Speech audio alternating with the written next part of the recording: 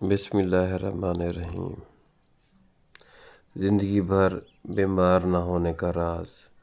پچھلے دنوں فلج ملا جانا ہوا جو شارجہ سے املکین کے راستے فجیرہ جاتے ہوئے راستے میں پڑتا ہے۔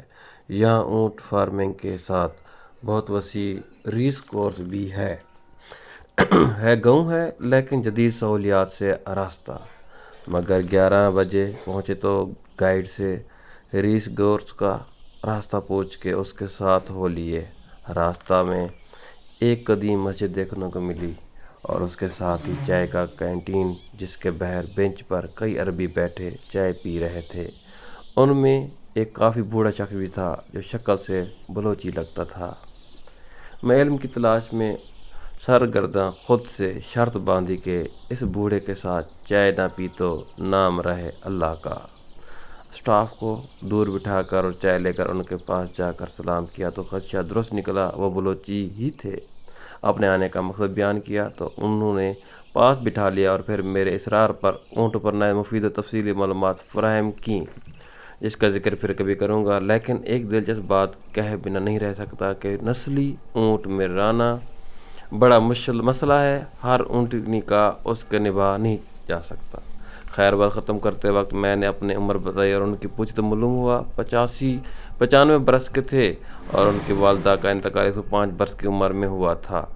کہنے لگے تم تو میرے آگے بھی جوان ہو۔ میں نے بات کو بدلتے ہوئے اور ذرا ہچکچاہٹ سے پوچھا کہ اچھی صحت کا راز تو بتائیں۔ کہنے لگے بس بیمار نہ پڑو۔ میں نے کہا یہ تو ہمارے بس کی بات نہیں۔ ہنستے ہوئے کہنے لگے بہت آرام سے بس کی بات ہے۔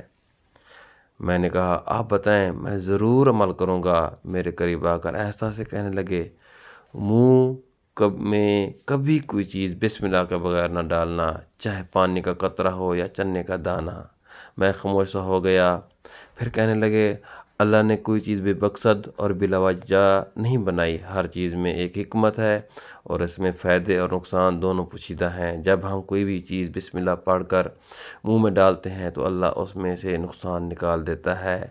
ہمیشہ بسم اللہ پڑھ کر کھاؤ پیو اور دل میں بار بار خالق کا شکر ادا کرتے رہو، اور جب ختم کر لو تو پھر بھی ہاتھ اٹھا کر شکر کرو، کبھی بیمار نہیں پڑ گئے۔ میری آنکھیں تار ہو چکی تھی۔ ہمارے مسجد کے ملا اور عالموں سے یہ کتنا بڑا عالم تھا۔ دیر ہو رہی تھی، میں سلام کر کے اٹھنے لگا تو میرا ہاتھ پکڑ کہنے لگے کھانے کے حوالے سے آخری بات بھی سنتے جاؤ۔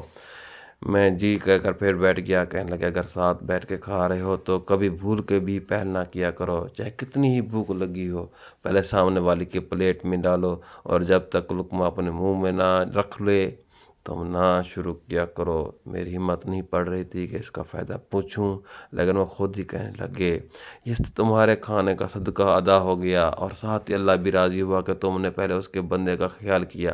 یاد رکھو غذا جسم کی اور بسم اللہ روح کی غذا ہے۔ اب بتاؤ کیا تم ایسے کھانے سے بیمار پڑ سکتے ہو؟ میں بے ساختہ ان کے چہرے پر اپنے دونوں ہاتھ رکھ کر تیزی سے جاننے کے لیے مڑ گیا کہ دین کی چھوٹی چھوٹی باتوں سے ہم اور ہماری نسل کتنی محروم ہے۔